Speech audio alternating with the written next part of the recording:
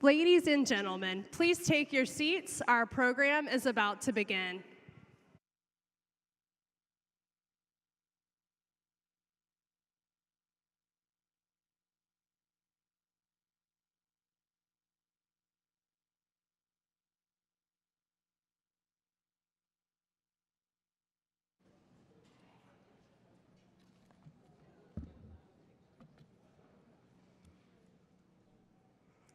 Good morning. I'm Suzanne Metier, Vice Chairman of the Board of Trustees of the National WWII Museum, and it is my pleasure to welcome you all to this Veterans Day commemoration. We are co-hosting this event with the City of New Orleans, the Mayor's Military Advisory Committee, and this is presented by Bank of America.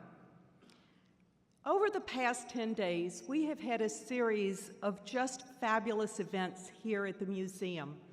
Everything from hosting the Medal of Honor annual meeting here, to opening the Liberation Pavilion, which it concludes our campus development, and then today, all within 10 days, being able to commemorate Veterans Day and open this unbelievably a rich and wonderful exhibit. This special exhibit is titled Our War II, Women in Service, something that's obviously very dear to me.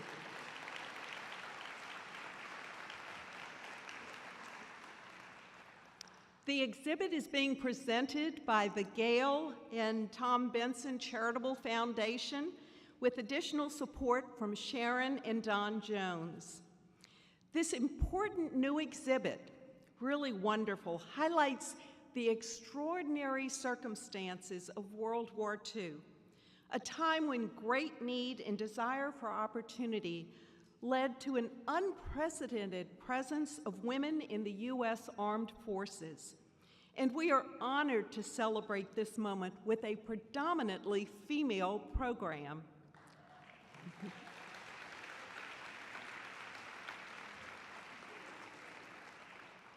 So to begin today's program, please stand as the Color Guard advances our nation's colors and the victory bells perform the national anthem.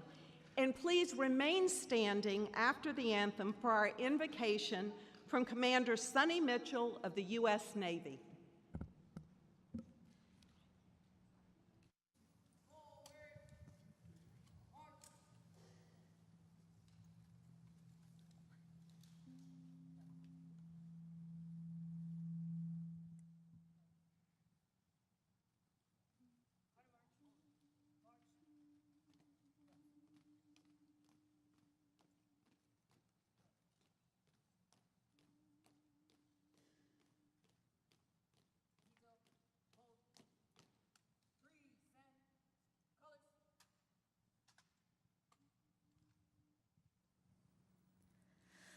Oh, say, can you see by the dawn's early light what so proudly we hailed at the twilight's last gleaming, whose broad stripes and bright stars through the perilous fight o'er the ramparts we watched were so gallantly streaming. And the rocket's red glare, the bombs bursting in air, gave proof through the night that our flag was still there. Oh, say does that star-spangled banner yet wave o'er the land of the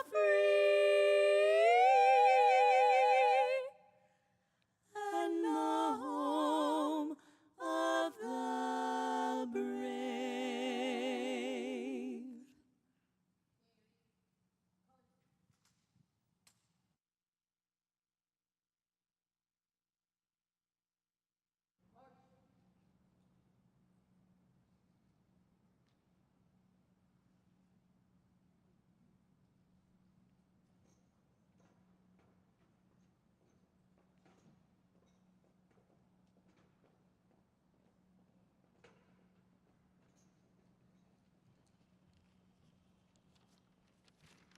Good morning.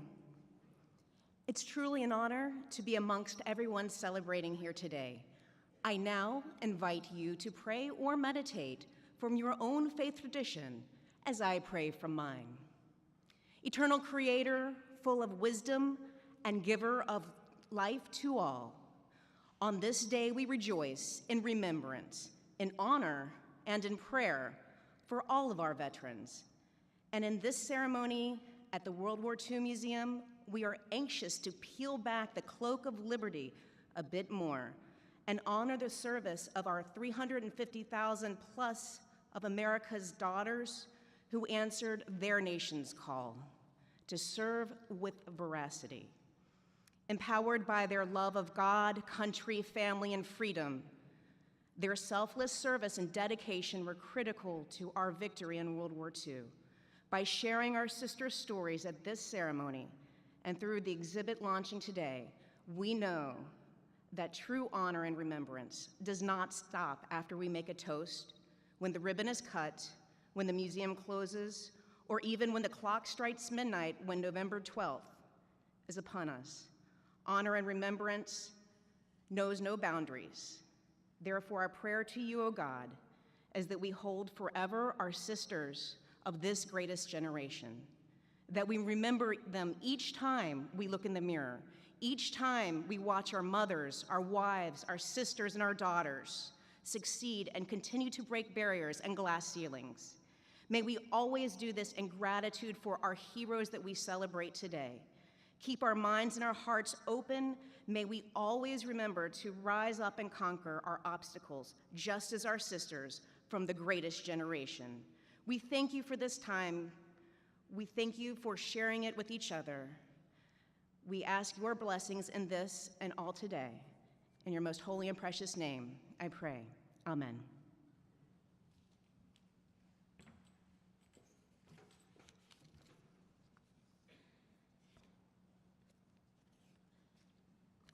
Thank you, and please be seated.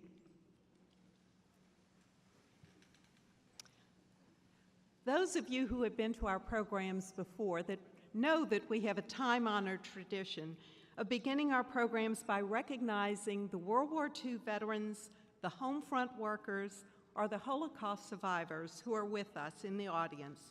So please stand if you are able, or away from your seats so we can recognize you.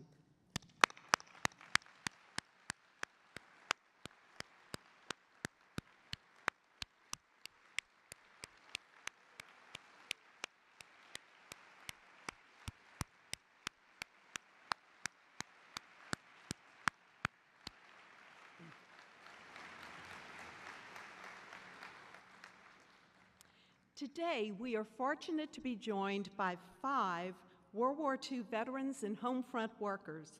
So please join me in giving them a specific round of applause, and I'll start with D. Wayne White, who served in the Merchant Marine and the U.S. Army.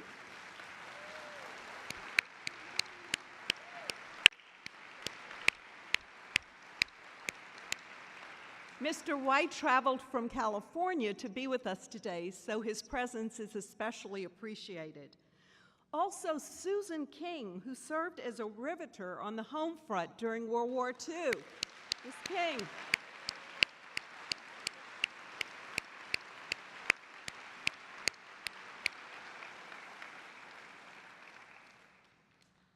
Terrific. Mr. Charles Vanderdoes, who served in the U.S. Army's 343rd Infantry. Mr. Vanderdoes.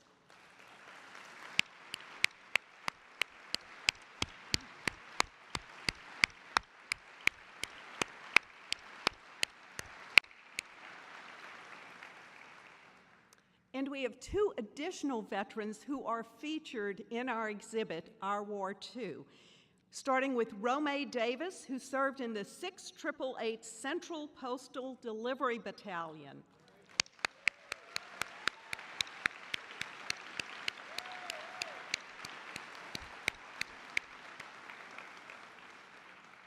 And Virginia Wilterdink, a U.S. Army nurse who served on the home front and in the Philippines.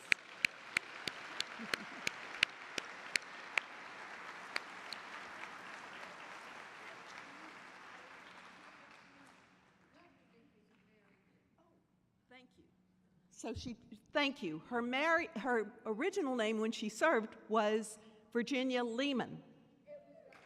Great.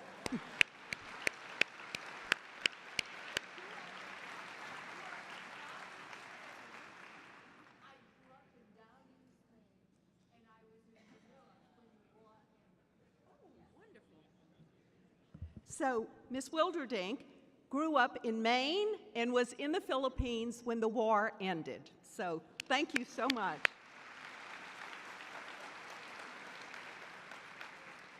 And we also want to take a moment to recognize Florence Smith. She was a Coast Guard SPAR and had planned to make this trip, but she was unable to. But let's recognize her with a round of applause.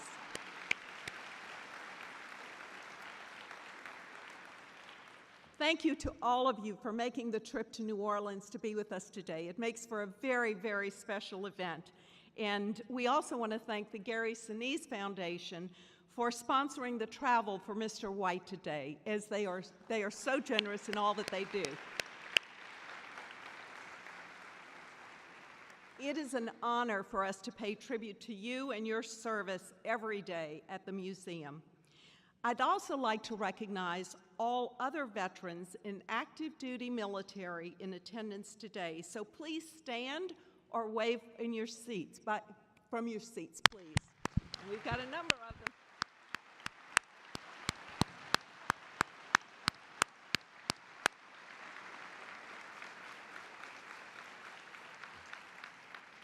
Thank you all for your service. It is especially meaningful to see how many female service members and veterans who've joined us this morning. Thank you for being here. The museum is also especially privileged to have an incredible network of supporters and partners who champion the work that we do here at the museum. This morning, we're pleased to be joined by a number of the museum's Patriot Circle and Charter members, as well as education and capital donors. Your involvement allows us to advance our educational outreach and make it possible for the museum to present programs like this one. Thank you for your support and for joining us today. To my right down here, you may have noticed this beautiful artwork. Every year, the museum calls on our members to help create a unique piece of art to be unveiled on Veterans Day.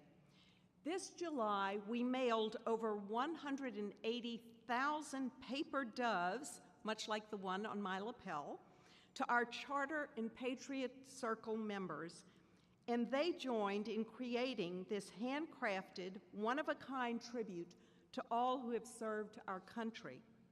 This beautiful Dove of Freedom display took over 37 hours to complete and includes doves returned to us from every state across the country. But that's not all. Our museum members also donated $250,000 to help us continue our important work.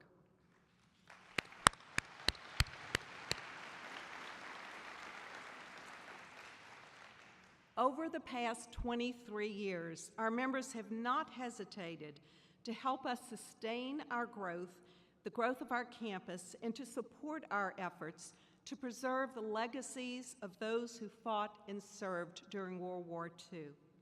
We are so grateful to each and every member for their support, past and present. Thank you.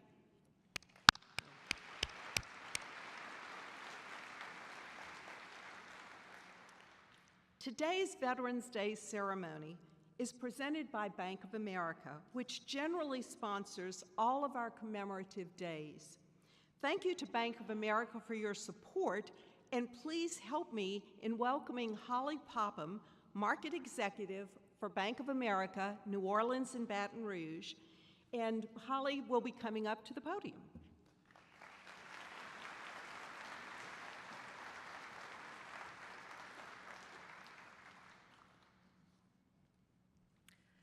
Thank you, Suzanne. Good morning. As Suzanne said, I'm the market executive for the New Orleans Baton Rouge market for Bank of America. I stand before you today with immense gratitude as we commemorate Veterans Day at the National WWII Museum. It is both an honor and a responsibility to be the presenting sponsor of this great event, and we are so grateful to be here. At Bank of America, our commitment to veterans is profound and enduring. We recognize the immeasurable sacrifices made by our veterans and support them and their families through various programs and services. Our partnership with the National WWII Museum is also a testament to our commitment to support arts and heritage organizations around the world, as we believe museums and cultural institutions like the National WWII Museum have the power to inspire, educate, and unite communities. Today, the museum is opening a new exhibition highlighting the remarkable women who served in uniform during World War II, and their stories, in many ways, their contributions, tenacity, and sacrifice have paved the way for me to stand on the stage today along with the incredible female leaders. I also want to thank Mrs. Benson for supporting this exhibition and for her leadership in our community. One of the reasons that I chose to work at Bank of America was because the company values diversity. Diversity in background, experience, and viewpoints. We are stronger when we connect our diverse backgrounds. I also wanted to thank Stephen and his entire team at the World War II Museum. I was fortunate enough to attend the events last week for the opening of the Liberation Pavilion, and I can honestly say it was one of the greatest weeks of my life. I felt honored and humbled to be an American. Lastly, I want to thank our veterans and their families for their service and reaffirm Bank of America's commitment to honoring veterans and their stories and to supporting them and their families in every way possible. Thank you all for being here today, and we are so proud to be a small part in this amazing event. Thank you.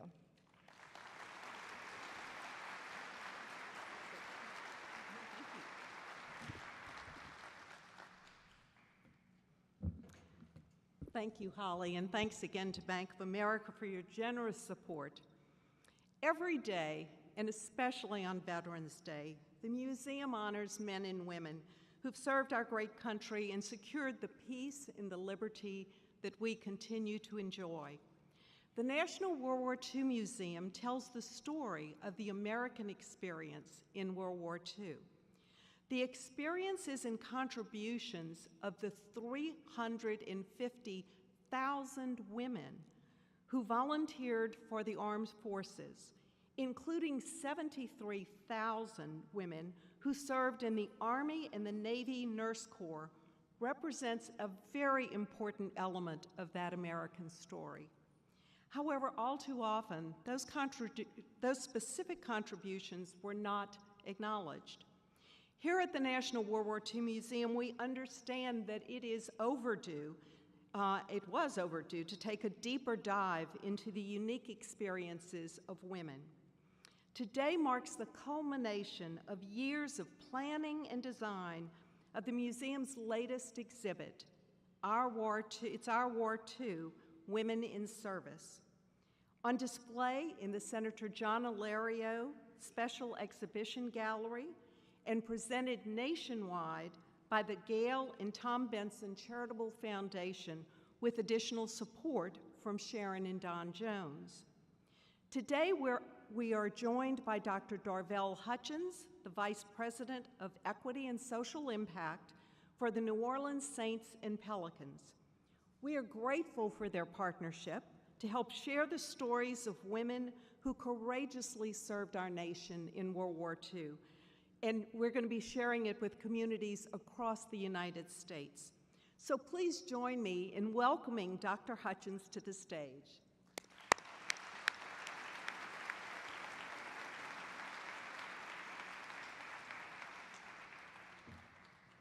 Good morning. Thank you all so much for having us. I have the distinct pleasure of being able to serve as the diversity officer for the New Orleans Saints and Pelicans. And I'm so grateful for the contributions of our team's owner, Mrs. Gail Benson, as well as our president, Dennis Lasha. As a scholar, it is my life's mission and work to amplify the voices of those who navigate society at the margins. And that's no different for women in service, those who have given their lives and those who battled and who serve earnestly. It is important for me to acknowledge that the stories of women are so important, and it is my hope that your stories and your legacies continue to live on far beyond you, and that your stories continue to be told from your voice, right? And so honoring your narratives. You are absolutely right that it is your war too. I want to start off by acknowledging some of the work that we're doing at the New Orleans Saints and Pelicans to show our commitment to our military community as well as our veterans. When I started this position back in July of 2022, it was my mission to make sure that we were committed to this work. And when I went into Dennis Lasha's office, I said, hey, I would love to accept this opportunity, but I also want to make sure that I'm still able to go to the military and to provide cultural intelligence training to our service people. And Dennis did not think twice. He said, absolutely. I'm fully committed to you going, providing training to the Fort Leonard Wood campus and the military police around cultural intelligence. In addition to that, when I did a cultural assessment back in February of last year, one of the things that I noticed was that we didn't have enough representation of veterans within our organization. So what we did was we became SkillBridge certified, and so there's going to be a press release that's coming out soon that's going to show our commitment to bringing more transitioning service members into the sports space, but some of our other businesses. In addition to that, we are very intentional about creating group nights and experiences that honor respect for the work that our veterans have done within our communities and continue to do, in ways in which we can continue to amplify their voices and acknowledge you all for the wonderful work that you've done. In closing, I just want to thank you all for this opportunity to be here today, for allowing us to be a part of this experience, and you're absolutely right that this is your war too. Congratulations and happy Veterans Day.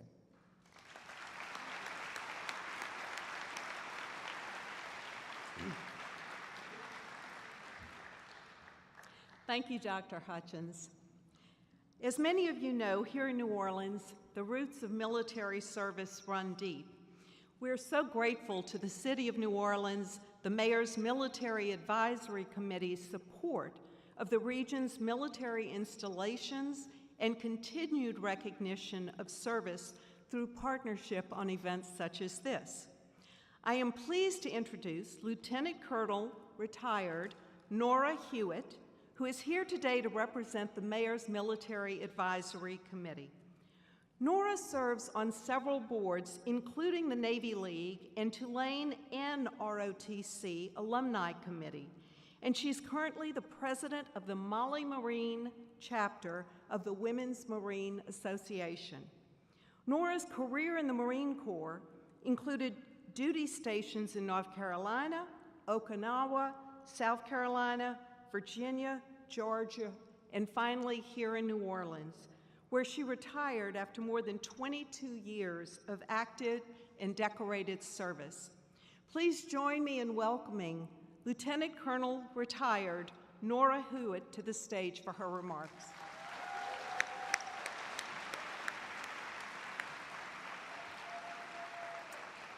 Thank you for that introduction. On behalf of the Mayor's Military Advisory Committee and Major General David Mize, who asked me to represent him today at this event, I would like to extend my welcome to all of those who are here celebrating Veterans Day with us at this wonderful venue. I want to send out greetings also to the large audience that we cannot see, those who are connecting with us through social media. I want to give our sincerest thanks to National WWII Museum for continuing to be the best possible partner for veterans and military support groups. It's hard to imagine a better venue than this magnificent hall to commemorate American veterans. So once more, our great appreciation goes out to CEO Stephen Watson, VP Peter Crane, Maggie Hartley, and all the museum staff who made this happen.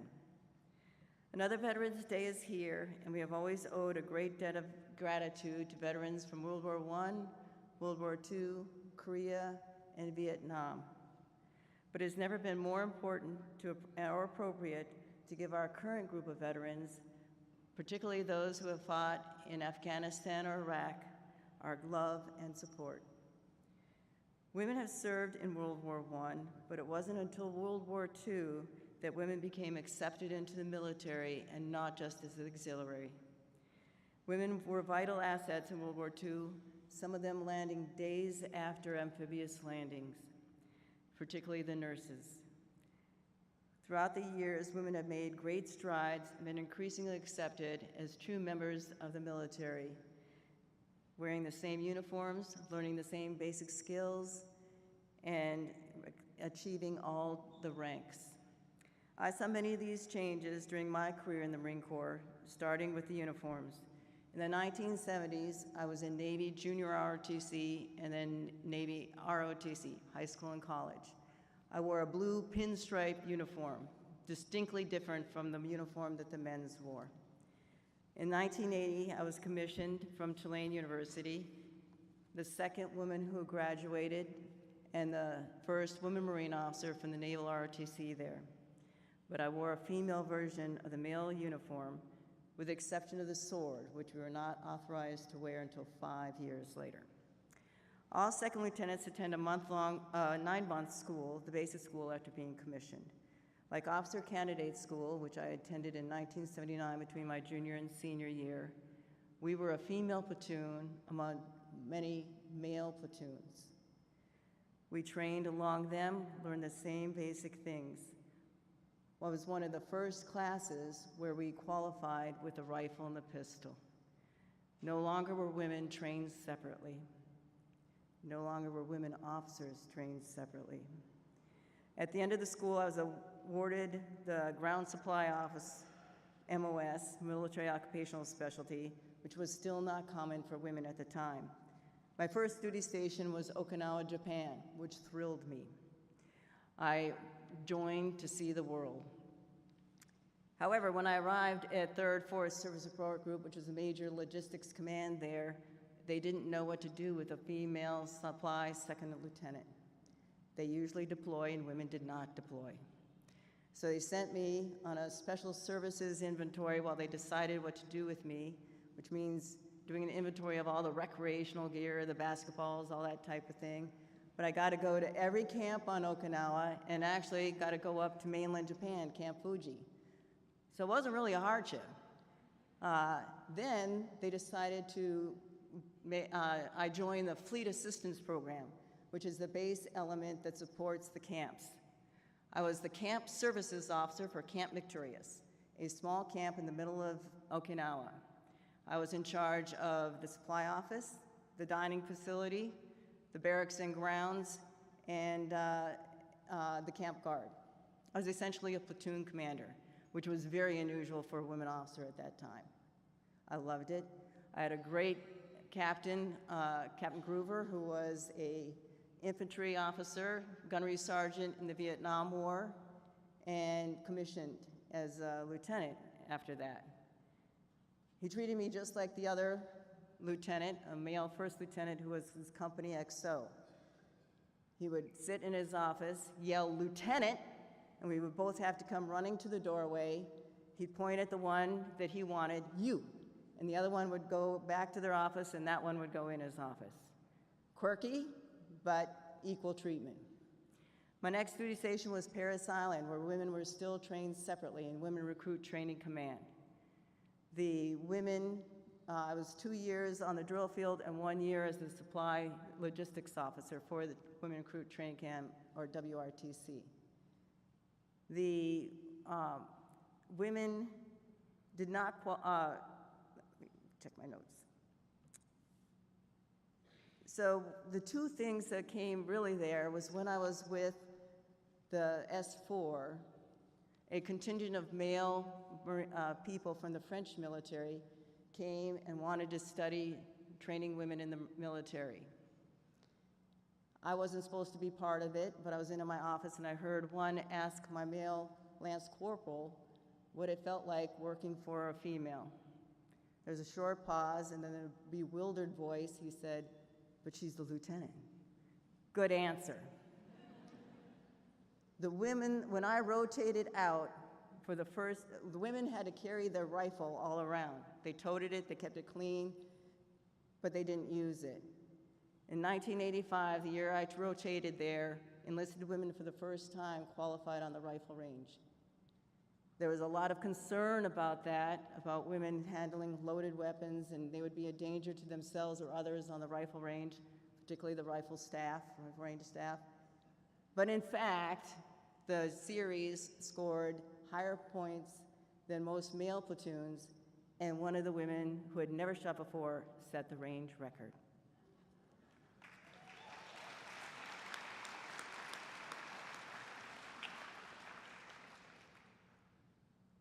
One of the biggest things and changes in the Marine Corps while I was in was pregnancy. When I first came in, well, for the longest time, when women got pregnant, they had to get out, whether they were married or not. When I first came in, women could petition the Marine Corps on why they should stay in if they got pregnant.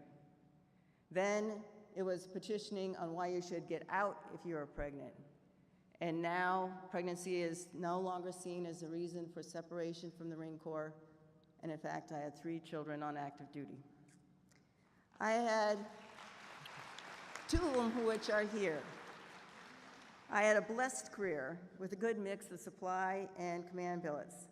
I was often a supply logistics officer. I taught at supply school and served in the wing, where the discrimination, if any, was mainly because I was in a ground MOS and not an aviator. One of my last tours was going back to Okinawa, where I did 2 years of supply and 2 years as a battalion XO of supply battalion. I think I was the first battalion XO at that command, the female battalion XO. I also deployed several times while I was over in Okinawa that time, to Korea, to mainland Japan, and a few other places.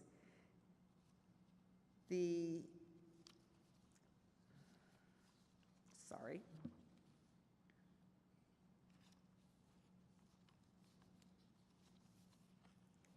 I have gotten all the pages mixed up. One of my commanding generals was Brigadier General Carol Mutter. She was the 2nd female general officer and an outstanding officer. My last tour was here at Marine Force Reserve Command, where I was the senior supply officer for all the reserve, Marine Military Reserve Forces. I also had the pleasure there of working for Major General Mize, an outstanding officer. It is now my pleasure to introduce the principal speaker for our Veterans Day ceremony, Captain Lena Kamen, another outstanding officer, who epitomizes the strides and acceptance of women in today's military. She's the daughter of a Navy veteran and graduated from the University of Wisconsin with a degree in French, which also has let her slide seamlessly into our Francophile Louisiana. Captain Kamen continued her education over the years and has been awarded 2 master's degrees. She graduated from Naval Flight School and earned her wings in 2002 and has principally flown SH-8 60B helicopters. Altogether, she has flown an amazing 4,200 hours in naval aircraft. Among the many highlights of her career are a deployment to Iraq and a tour as the commanding officer of a helicopter training squadron.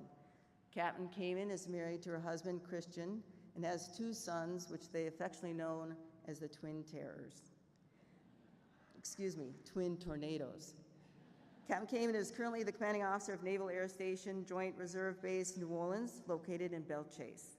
The military jets you see flying over the city and the Coast Guard helicopters that rescue people all come from her base. Besides being a large military base, NASJRB is one of the biggest economic drivers in this community. Captain Kamen, we appreciate you joining us today, and we look forward to your remarks.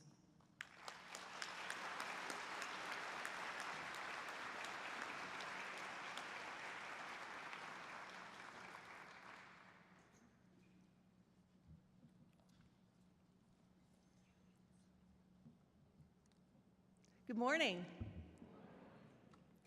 As Nora said, I am Captain Lena Kamen, the commanding officer of Naval Air Station Joint Reserve Base, New Orleans. Thank you for the invitation to speak with you. I am always impressed with this magnificent museum and look forward to each time I step through the doors here. Truly, it is an honor to be here today, standing in front of the flag of our United States of America, on this very special day our nation has recognized since the end of World War I, Veterans Day. And I am humbled to share some thoughts on the service members, past and present, that have chosen to serve and protect the ideals and principles of our great nation. As a woman, I am especially honored to be here for the museum's newest exhibit, opening today, Our War II, Women in Service. After my remarks, I will introduce a video, and at the end, you will hear a servicewoman's voice ask, "What can I do? What can I be?" World War II opened a new chapter in the lives of American women, a new chapter of what women could do and what they could be. As husbands and fathers, sons and brothers shipped out to fight in Europe and the Pacific, millions of women marched into factories, offices, and military installations to work in roles traditionally reserved for men during peacetime. Many of us have heard of President Franklin Roosevelt's Day of Infamy speech, delivered December 8, 1941, the day after the Japanese attack on Pearl Harbor. It's likely that less of us are aware of First Lady Eleanor Roosevelt's radio address that same evening about the need for Americans to focus on the war effort, and specifically calling upon women for their support of the president and the nation's leaders in the difficult days ahead. And support they did. World War II wasn't just a man's war. Women answered the call and served their country. I would like to share the stories, or the herstories, of just a few of those women who served us all honorably and displayed what they could do and what they could be.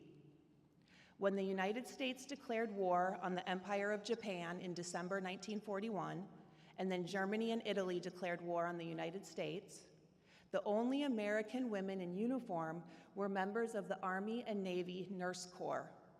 Each service branch eventually opened to women, and by the end of the war, over 350,000 women wore American service uniforms. And though they did not serve in traditional combat roles, 432 women were killed and 88 were taken prisoner of war. One of those women who answered the call was Ensign Jane Kendall. On March 6, 1945, at just 22 years old, Jane, a Navy nurse, landed on Iwo Jima and made history. She was the first U.S. Navy nurse to fly an evacuation mission to an active battlefield and the first to land on a Pacific battlefield. As a flight nurse, Jane was trained in so much more than just medical procedures. She was also trained in crash procedures, survival, and how to adjust treatments on patients at high altitude. Jane and her fellow flight nurses would go on to evacuate approximately 2,400 Marines and sailors from Iwo Jima, attending to their patients in the process of transporting them to forward operating hospitals. Amazingly, of more than 1 million military patients evacuated on these dangerous flights throughout the war, only 46 died en route. For Susan Ann Cuddy, serving in the military as a woman in World War II was personal. In 1937, her father was killed by the Japanese during a visit to Seoul, in now South Korea, for speaking out against Japanese occupation and oppression of Korea. 3 years later, the Japanese attacked Pearl Harbor. Susan and her 2 brothers became determined to join the U.S.'s fight against Japan and all three joined the U.S. military. Susan graduated from San Diego University and applied to join the Women Accepted for Emergency Services, or the WWII program, but was rejected. Despite facing overwhelming discrimination as a woman and as an Asian American living in the United States following Pearl Harbor, Susan applied to the WWII again, was accepted, and became the first Asian American woman to join the U.S. Navy. Susan became a link trainer, instructing aviators in air combat tactics. Later, she would become the first female gunnery officer in the U.S. Navy, teaching naval aviators how to fire a 50 cal machine gun. She would retire from the Navy as a lieutenant and would go on to work for U.S. Naval Intelligence, the Library of Congress, and the National Security Agency. One of the roles women played in the war was provided by the Women Air Force Service Pilots, the WASPs, who were the first women to fly American military aircraft. They ferried planes from factories to bases, transported cargo, and trained male pilots how to hit targets. They accumulated more than 60 million miles in flight distances. More than 1,000 WASPs served, and 38 of them lost their lives during the war. The WASPs were not considered military service members, though. They were considered civil service employees. Therefore, they weren't granted any military honors or benefits. And it wasn't until 1977 that the WASPs received full military status. On March 10, 2010, at a ceremony in DC, the WASPs received the Congressional Gold Medal, the highest honor Congress can afford civilians. On the home front, between 1940 and 1945, the female percentage of the U.S. workforce increased from 27% to nearly 37%. And by 1945, nearly 1 out of every 4 married women worked outside the home. The aviation industry saw the greatest increase in female workers. By 1943, 310,000 women worked in the aircraft industry, representing 65% of the industry's total workforce. May Creer was one of these female workers. After watching her brother and other young men in the small North Dakota town head off to war following the attack on Pearl Harbor, May struck out on her own and moved to Seattle. Once there, she married a Navy sailor, and when he was deployed to the Pacific Theater, May became a Rosie. Rosies were women in World War II who worked in factories and shipyards to produce munitions, planes, ships, tanks, and war supplies. May worked on the Boeing B-17 Flying Fortress and the B-29 Super Fortress bombers during her 2 years as a Rosie, from 1943 to the war's end in 45. The work was grueling and often dangerous. It required Rosies to operate complicated machinery and work long hours. Approximately 5 million civilian women worked as Rosies in factories across the United States, freeing up more men to fight and opening new doors for women in the workforce. Aside from being a crucial part of the war effort, Rosie the Riveters became an iconic cultural icon of American women in World War II. Only a few days ago, some of you might know, the Secretary of the Navy, Carlos Del Toro, swore in Admiral Lisa Franchetti as the 33rd Chief of Naval Operations at a small ceremony in the Pentagon. She is the first woman to serve in this position and the first woman to serve as a service chief for any of the Department of Defense services. And I'll tell you, as a Navy captain who has served for more than 23 years, I am especially excited to have Admiral Franchetti as our CNO. We stand on the shoulders of the women I have mentioned here today, and so many who blazed the trail for us, and for all veterans. We stand on the shoulders of the women who asked, "What can I do, and what can I be?" President Ronald Reagan once said, Freedom is a fragile thing, and it is never more than a generation from extinction. It is not ours by inheritance. It must be fought for and defended constantly by each generation, for it only comes once to a people. Those who have known freedom and then lost it have never known it again. Our World War II veterans knew this. The World War II generation, known as the greatest generation, came from a full range of backgrounds and values, but they all shared a few things in common. Within each burned a love of freedom and the moral courage to safeguard it. They answered liberty's call and had the responsibility of safeguarding freedom in its darkest hours, when tyrants and dictators threatened to extinguish it from this world. How great and noble was their sacrifice. And I think that if you were able to ask them what led them to serve, what drove them to continue to fight when things seemed hopeless, each would reply, "Because my friends were counting on me." They fought for the love of freedom, for the love of their country, and for their buddies. They recognized their patriotic duty to serve their nation in a time of need, and their glorious response to that calling will forever be written in the records of our nation's history. Much like those generations past, today's generation of young Americans understand the implications of what is at stake and have answered freedom's distress call. For those of you who have not witnessed the younger generation in action, rest assured I have. I have seen their courage, intelligence, and determination firsthand, and can promise you America's future is in very good hands. Our military members today represent the very best of America. They may be looking down at their phone at the dinner table, watching the newest TikTok trend or Facebook reel, but they have never wavered or questioned their duty to the nation. This generation quietly counts themselves worthy to stand among the generations of Americans that have gone before them, serving in the gap between the evils of the world and the values of our nation and our Constitution and the American people.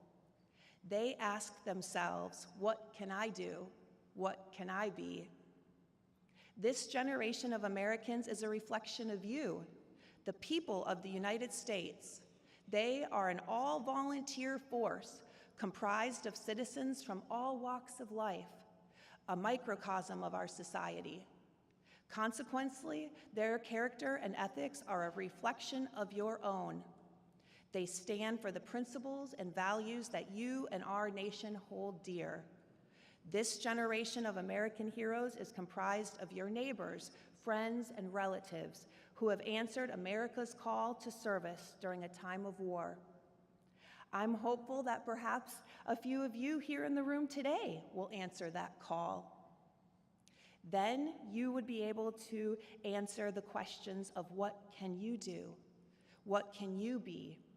Just like all the service women, home front workers, veterans, and active duty members can answer today.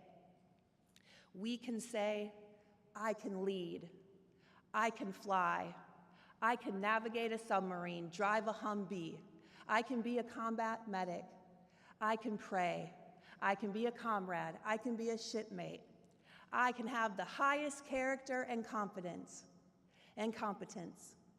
I can salute the flag of the greatest country in the world. I can serve too.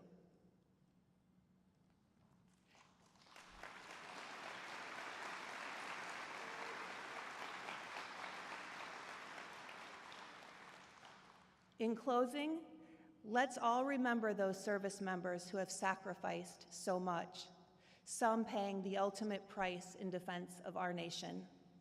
Let us continue to celebrate our veterans and live our lives in a way that is worthy of their sacrifice. To all of the veterans, you served us dutifully and faithfully. May God bless each one of you and our current active duty service members and their families. And may God continue to bless the United States of America.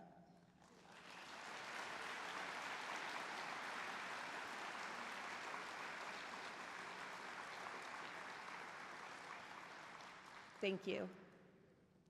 Please turn your attention to the screens for a video piece about the legacy of women in service and the Our War II exhibit.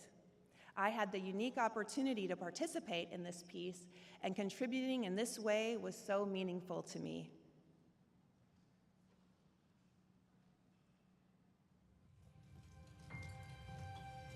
There was a need for an Allied victory, and women wanted to be part of the solution.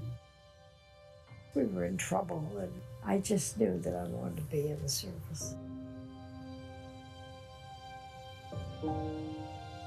Everyone wanted to be part of this massive effort to preserve democracy, to be able to say, I can now serve in uniform. There were 5 of us from my class that signed up for it right away. We were young and healthy and able to do it, able to help what we could. We were very patriotic, and we just kind of felt like it was our duty to do it, you know.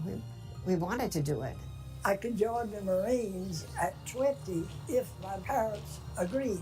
My father refused to sign for me, but my mother did. My brother disowned me when he found out that I had gone into the military. But it didn't stop me. Women came together, volunteered to accomplish incredible things and provide critical support. I didn't want officers training. I wanted to be a mechanic. They said that the soldiers were dying because we didn't have enough nurses, so I volunteered to go into the Army. I worked in naval intelligence, a translator. When I had secret documents, I had to carry a gun in my purse.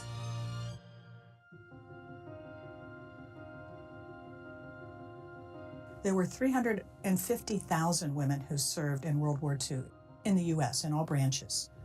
And after the war, they went home. They were only in service for the emergency, the duration plus 6 months. But in 1948, President Truman made women a permanent part of the armed forces. And that was due to their performance, their contributions, and the impact that they had. It proved a point that if you give a person a chance, that they could accomplish almost anything. It changed my life, and it was a time of which I'll never forget. You learned what you could do and what was expected of you, and how important life is. You start figuring out how to help your fellow man, how to do good someplace or another, because everybody is sacrificing for something. It was something I felt I should do, and I felt reward for having served. Of course, I'm very proud of the fact.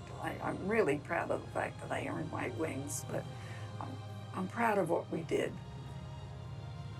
I'm proud that we showed the world that an airplane knows no sex. Women who served in World War II blaze a trail for women after World War II. We have a lot to learn from the experience of veterans during World War II. Not just courage, but also perseverance, bravado, resilience, resolve. They're simply badass. The lasting legacy of women's service during World War II is the fundamental change that it created in society and getting people to think about the fact that it's not just men who are responsible for defending this nation. Having a grandmother that joined the military during World War II really helped me to carry on a legacy for my family that had spanned decades.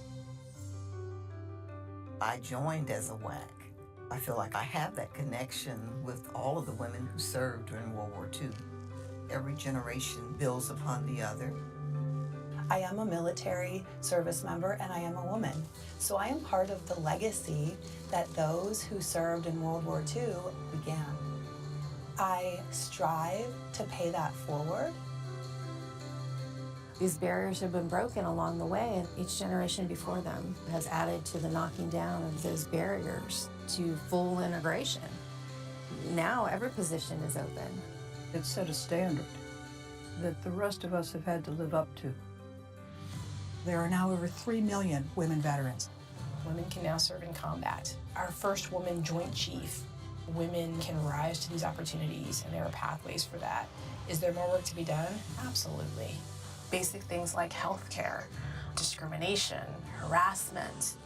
It's been a process, and it's a process that's going to continue. It's for us to take it a step further, make it better for the next generation of women. That's the legacy that we all stand on. Each generation opens up something else for somebody, and it's inspiring because that woman is just like I was, and she did this. Wow, what can I do? What can I be?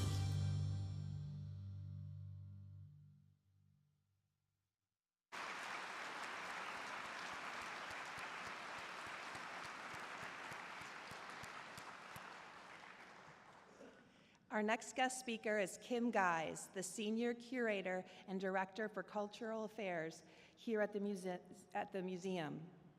Kim has worked at the museum for 15 years and during that time has led the development of numerous special exhibits. Kim served as the lead curator for Our War II, and we are looking forward to hearing her experience with creating this exhibit. Please welcome Kim Guise.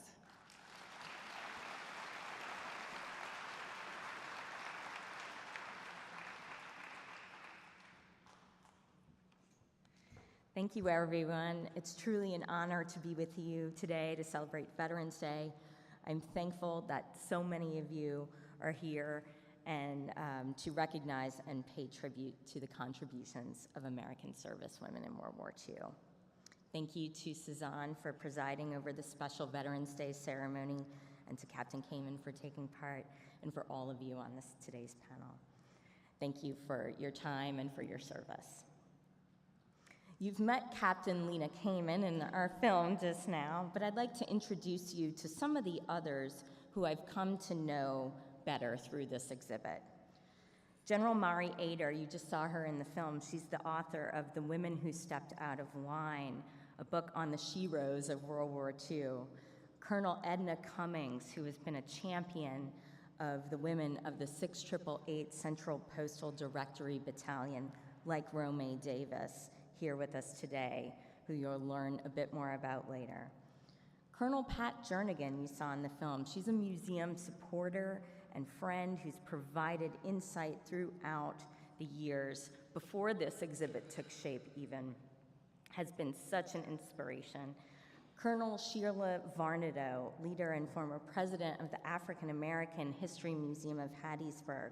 Also, Colonel Aries Menzer, here with us today as well. Colonel Menzer, you've been such an inspiration, and I want to thank you for taking part in this. In addition, there were others who agreed to take part that we didn't get to interview for our film, so I want to thank you all. On top of these advisors, the museum worked with an official advisory board of historians and curators to shape the exhibit's storyline. Dr. Kara Vuick, Dr. Beth Bailey, Dr. Carissa Threet, who you saw in the film, Beth Ann Kolsch, and Britta Granrud, who's the curator at the Military Women's Memorial at Arlington. We had other generous lenders to our exhibit. Tommy Lofton at the Mississippi Armed Forces Museum and Tracy Bradford at the Army Women's Museum. There was one thing that stood out with all of those who took part. When asked to participate and to share their stories, everyone said, absolutely, without hesitation. No one said, I'm too busy, or, no, even though they're all very extremely busy individuals. There was a willingness to support this project and contribute to its success that has really been unique to this exhibit. Putting together this exhibit has been a huge effort directly on the heels of one of the biggest weeks in the museum's life. But the opening of the Liberation Pavilion last week was energizing. It was a powerful reminder of why we do what we do and why it's important to do it now. Last week, we had many World War II veterans with us, And now there are less than 119,000 veterans still with us today in the US, American World War II veterans, out of 16 million who served. So we're really blessed to have our 5 veterans with us today and 2 special World War II veteran guests who are featured in our War II, Virginia Lehman Wilterdink and Romay Johnson Davis. Virginia, I'm going to tell their age now. Virginia turned 101 in October. She served, as you heard, with the Army Nurse Corps with the 314th General Hospital. Her service took her to the Philippines, where in April 1945, she worked treating former POWs at an evacuation hospital. We're joined by Ginny Wilterdink, and she comes to us from Rochester, New York. Romay Davis came over from Montgomery, Alabama. She just celebrated her 104th birthday. Romay served with the 6888 Central Postal Directory Battalion in England and in France. And Virginia and Romay both have amazing stories to tell our visitors in the exhibit, Our War II. Along with SPAR's Coast Guard veteran, Florence Smith, who could not be with us today, but who you saw a glimpse of alongside her granddaughter in the film that we just watched. Romay and Virginia and Florence will live in our War II. Romay described it earlier as being a resident at the museum, and you'll see what we mean when you go into our exhibit. They are the 3 individuals featured in the exhibit's We Were There Storytelling Interactive. Through this interactive, you can hold a conversation with a World War II veteran, asking questions about their life and service and receiving a response. You'll get to know them, even their favorite foods and favorite colors, whether they're a black belt or not, when they received their black belt like Romay. Being able to present their stories in this way is really a unique gift. Romay, Virginia, and Florence traveled with our oral historian team headed by Joey Balfour and Hannah Daly to Los Angeles, where they underwent days of interrogation to make this interactive possible. Their stories will live on in this exhibit and in the museum for decades to come. These interviews were part of a wider museum initiative called Voices from the Front, which will debut later this year. Interactive interviews with a wide range of veterans allow us to extend our time with the World War II veterans, as well as to allow veterans the opportunity to introduce themselves to new generations of museum visitors. This experience is just one component of our War II. In the exhibit, you'll see an abundance of artifacts that were generously donated to the museum's collection. We've had much of this material for many years, some from longtime volunteers at the museum, like WAC Jeanette Solomon and Marine Frances Hoffman, who contributed material at the very beginning of the museum's life. On display, you'll also see material very recently donated to the museum. In my 15 years here at the museum, I was often asked, what are the things that you're looking for? What kinds of things would you like to see donated? And WASP material, items from women pilots, that was always pretty high on the list. Our first WASP collection came to us in 2019, so fairly recently donated, followed by a second donation in 2020, one of the museum's first Zoom donations. That was a fun experience. So you'll see both of these collections donated by the families of Dorothy Britt Mann, who was a WASP pilot, and Ruth Westheimer. You'll see both of these amazing collections in the exhibit, along with a great number of other artifacts. Another rare collection was brought to us even more recently by the family of Corporal Teresa May Bell, who served with the 6888 Central Postal Directory Battalion. Many of her family members are here today, and their donation is so greatly appreciated, and was also incredibly well timed just a few months ago. The stories that you'll read in the exhibit and the pieces that you'll see speak to the personal motivations, contributions, and sacrifices of some of the 350,000 women who served in World War II. In the center of the exhibit, you'll see a one-of-a-kind evening gown designed by Army nurse Emma Doty and made from her out of a parachute. Next to this fashionable piece, you see combat boots of Army nurse Barbara Gear and an M1 helmet of flight nurse Olivia Bakers-Rogers. We feel that this exhibit will not only be popular for museum visitors, but also very useful for teachers and for students studying World War II. Other interactives within the exhibit provide entertaining educational opportunities. Through a digital scrapbook, one can explore the museum's archival treasures, scrapbooks created by women in service during the war. Visitors can also become code breakers, using a cipher wheel to follow in the footsteps of women who deciphered enemy messages and saved American lives. So I want to hear from some of you later after you break our code and see what you think. This exhibit would not have been possible without a great number of people on the museum's team who have given so much time and so much energy to this project. And I'd like to thank some of those folks now. The exhibit team, of course, headed up by Senior Director of Exhibits, Tom Schertz, our Associate Vice President of Collections and Exhibits, Erin Clancy, whose grandparents met in the Marine Corps. Erin's stamp is on this exhibit. Exhibit designer Corey Doran, collections manager Rhea Miner, who was responsible for heading up the team that set up a lot of the artifacts that you see, all of the artifacts that you see in the exhibit. That was a tremendous amount of work and much appreciated. Chase Tomlin, Associate Curator, and the entire curatorial team. Really, this was a group effort, every single person in the Collections and Exhibits Department, and really museum-wide, our AV team, our IT team. Certainly the oral historians, Hannah Daly conducted many of the interviews, all of the interviews actually that you see in the film.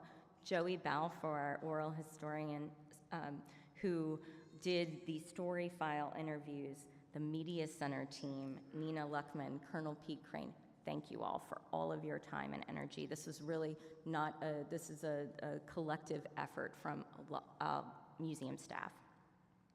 And it represents an investment by the museum and by the Gail and Tom Benson Foundation in the representation of women within the story of the American experience.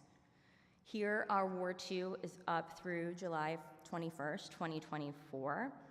But then after its appearance here, the exhibit will tour the country and is available for bookings at host institutions.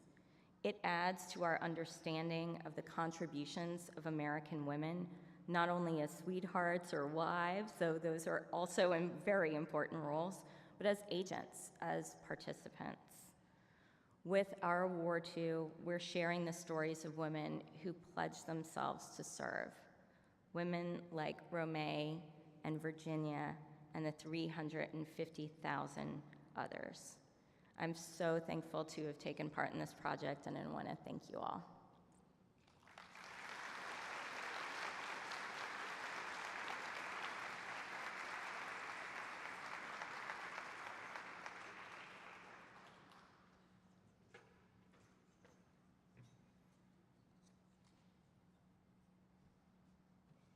Thank you, Kim, and thank you for all of your great work.